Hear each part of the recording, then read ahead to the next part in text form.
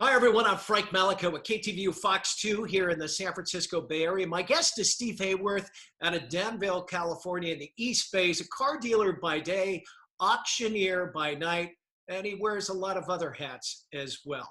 Let's check in with Steve right now. Hey, Steve, how are you? Hey, Frank, how's it going? I'm very well. Good to have you. You have started this thing called Charity Auction Solutions, which is like a virtual auctions for nonprofits to kind of recoup some of the money they're losing because of COVID-19. Tell us how that all got started. Sure, Frank. Well, I am an auctioneer doing about 60 events a year typically. Unfortunately, as a result of shelter stay in place, we can no longer do events.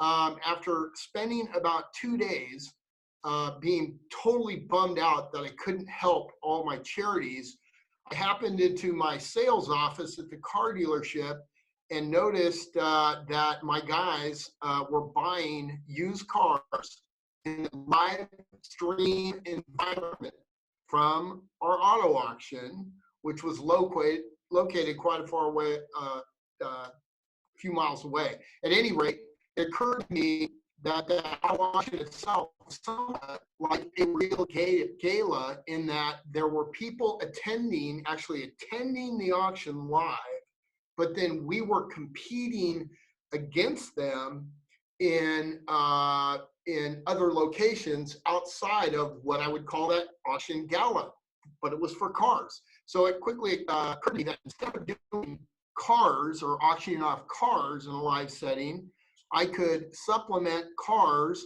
with things like villas in Tuscany, flats in Aspen, trips, memorabilia, things all over the place, and if I could convert that platform and bring it into the safety of people's homes and add an entertainment value to it, why I can then go on to help those charities that are losing hundreds and hundreds and hundreds of millions of dollars, help them recoup that money in a fast way. And that's where the idea manifested itself.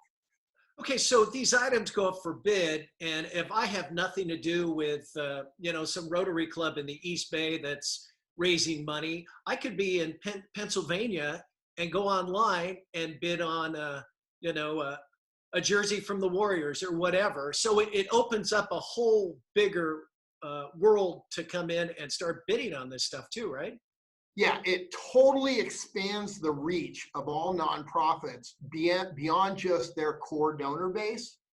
And what we found in some previous auctions, in fact, I did an event for Jake Javier, who broke his neck, if you might recall, diving into a pool before going to Cal Poly San Luis Obispo. In that particular case, we put all of our auction lots online, and though the person did not attend the event, nor could the person at that time participate in the live auction, they actually paid about $4,000 for a signed Steph Curry jersey without having any idea whatsoever with respect to what Jake's situation was, what the organization was.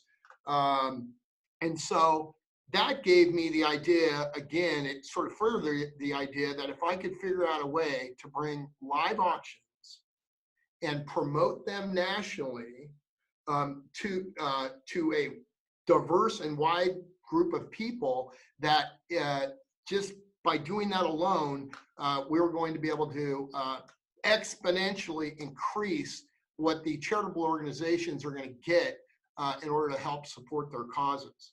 And you would actually do the auctions in real time. People maybe on silent part, they could bid on this during the week. But when you're talking about villas and trips and that kind of stuff, you're actually going to be in a studio going live where people will bid on it in real time. So here's how it's going to work. And well, here's how it is working. Picture the entertainment component that's interesting, whether it's musicians or it is sports celebrities or what have you, that are the donut that are going to be talking and entertaining people around this live auction, and then they're going to break to me, and I'm going to actually conduct live the actual auction. So people will get some enjoyment out of, take for example, we have a local gal, Grace Lear, who is just made top 20 American Idol. It would be a great story as part of the entertainment piece to have Grace telling us what she's doing in American Idol, what her journey's been like, how she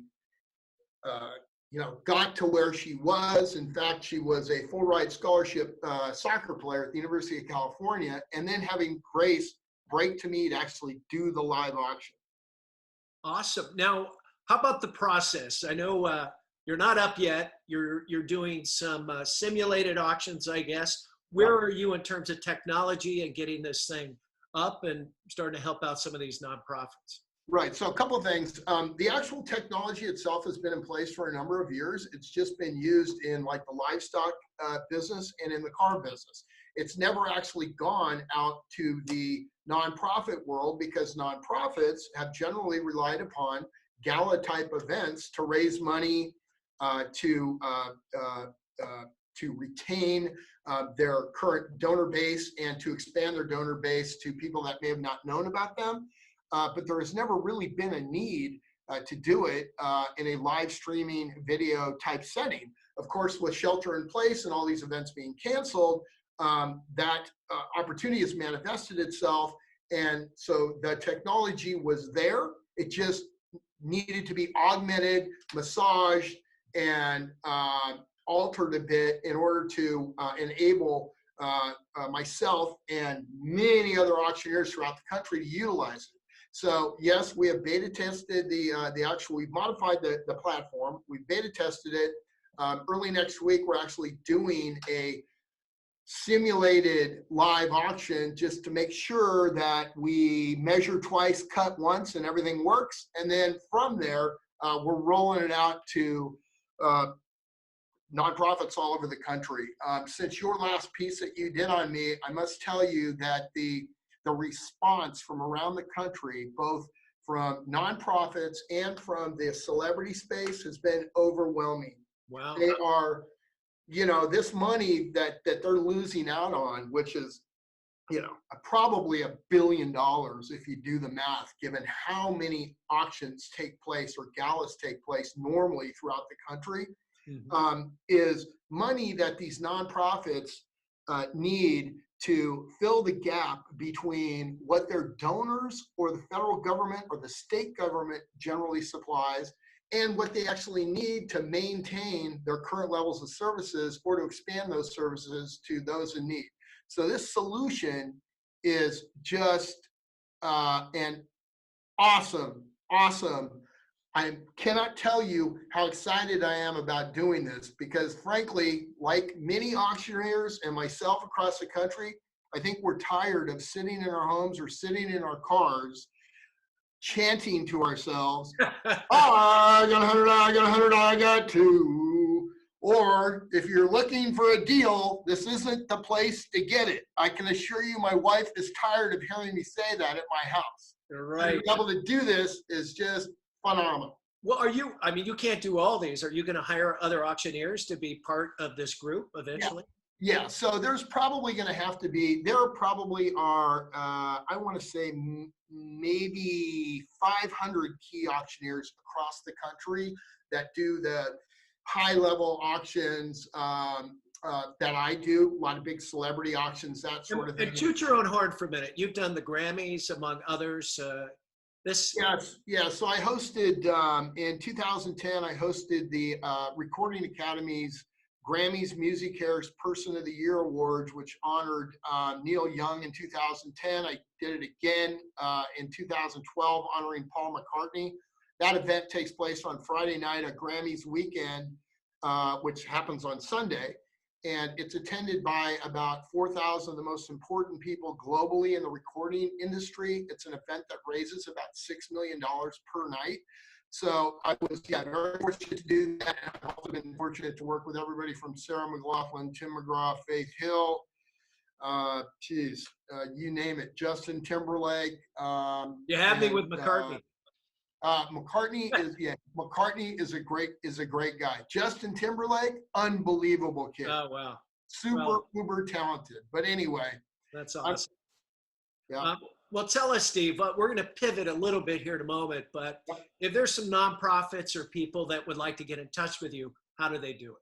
Sure. Thanks for asking. They actually on our go to our website, thatauctionguy.org, or they can email me at email us at info@thatauctionguy.org. That's info@thatauctionguy.org. They can phone me at 925-389-7714, or they can find us on Instagram or Facebook at that_auction_guy. The reason we've gone to That Auction Guy is because after the Grammys, the first time around, first year 2010, I had a number of people call me and ask me, hey, are you that auction guy who was wearing red shoes? And I said, that's awesome. Yeah, I guess I am that auction guy. All right. Well, it looks like you're gonna be busy here shortly. Let's pivot a little bit, because on top of that, and being a car dealer, you're also doing kind of a grassroots campaign to help out some local businesses here in the Bay Area, primarily in the East Bay. But this kind of happened accidentally. Tell us what you're doing with Facebook. Yeah, so I was accidentally at Papa Murphy's pizza restaurant in Alamo, California, and the gal who owns the place was empty, and she was so super sweet, and that I wanted to try to help her out. So I actually filmed a little video, put it on Facebook, and the traction and support she received was unbelievable. Subsequent to that, I got a number of phone calls, one of which was Rocco's Ristorante Pizzeria in Walnut Creek, California. Rocco called me. We did a piece for him. I think you picked it up. I think some other news stations picked it up. His business has been incredible. And I have to tell you, the reason that I'm doing it is threefold. One, I want to help these restaurants keep their door, actually fourfold. One, I want to help them keep their doors open. Two, I want to help them keep people employed. Three, they have all exhibited incredible philanthropy in what they're doing for first responders, docs and nurses in ICUs and ERs, and the homeless, and as well senior citizens. In Rocco's case, he's providing 3 meals a day to John Muir Hospital of Walnut Creek, Kaiser Hospital of Walnut Creek, and keeping these people well fed. The fourth and probably bigger reason I'm trying to promote these guys is that forever, as long as I have lived where I've lived in Danville, every one of these restaurants and businesses have been incredibly philanthropic and supportive of our schools, our sports programs, you name it, over the years. And I've kind of felt like, you know what, they need our help now. So one last thing that your folks might find important, I have offered up on my Facebook page, I want to push this to other people. I want other people to go to their favorite restaurants, promote their favorite restaurants, and I am going to donate $1,000 to the best video that comes up on Facebook promoting a local restaurant. And I don't care where that restaurant is in the United States. I don't care where it exists. I don't care who does it, but the best one, I'm going to send them $1,000. Right on, man. And and the response, as you said, has been great, right? From the restaurants and the patrons and that sort of thing. Yeah, I probably had 50 calls to do restaurants. I'm doing 2 this afternoon again. So. All right. Well, we're going to pivot one more time. And finally, I know you're a car dealer. You've been a general manager for Honda, for Toyota, from Tracy to Berkeley here in the Bay Area. Just a quick thought. How has the car biz changed because of what's going on right now? So it's interesting. We went through a big change, of course, in 2009 in terms of a consolidation. And yes, I've spent 42 years buying, selling, and operating car dealerships, pretty much every franchise. Hey, when things change like this, out of that change typically happens either consolidation or innovation or both. So at this point, it's an absolute disaster, as you can imagine. Business is probably off some 70, 80%. Employees have been furloughed, and it's pretty much awful news out there. But I'm going to get to the good news in just a minute. Basically, right now we have 5 groups of car dealerships. We've got public companies, and they're going to be fine. Their stock prices are being impacted, but you know what? They're going to last. You've got old conservative dealers that have been around for a long time, have saved their money. They're going to continue to exist. But then you have a lot of older dealers out there that are like, you know what? I'm not going through this again. They'll end up selling. Or you have dealers that were living on a shoestring anyway that probably are going to go away at some point. And you have a fifth group that are maybe privately held dealer groups that perhaps did well, have an A or B franchise, or maybe a couple of C franchises. They're probably going to struggle. That's the bad news. The good news is dealers are innovating. Right now, we've all gone to really leveraging social media and really doing what we call a concierge delivery system, where people essentially go online. We make the deals without them ever coming into the dealership, and literally deliver the vehicles to their homes or businesses, which then necessitates a smaller, from 30,000 feet footprint, if you will, of what we're going to need in the future. Now, the best part about this whole thing, and unfortunately, I know we're in a disaster, but the average age of a vehicle on the road right now is 12 years. That means there is huge pent-up demand. The liquidity in the market that exists right now and the money that is being thrown at this market by the federal government is incredible. The money that is going to be thrown at this market by the manufacturers is going to be absolutely incredible when we get back to the new normal. And what that means for the consumer is that they're going to have an incredible opportunity to save a fortune buying cars. Whether or not you have no credit, bad credit, new in town, or are recently married, you're going to get one heck of a deal. I may be in the running. My car's got a lot of miles on it. I think we gotta stop it there, Steve. But a wealth of knowledge, some great work you're doing for the community, and we wish you all the best with your online platform in terms of auctioning off items for all the great nonprofits out there. That is Steve Hayworth, entrepreneur and good guy in the San Francisco Bay Area. Steve, thank you very much. Thanks so much for having me, Frank. Enjoy the rest of the day. Really appreciate all your support. Okay. That's Steve Hayworth. I'm Frank Mallicoat with Fox here in the Bay Area. We'll send it back to you.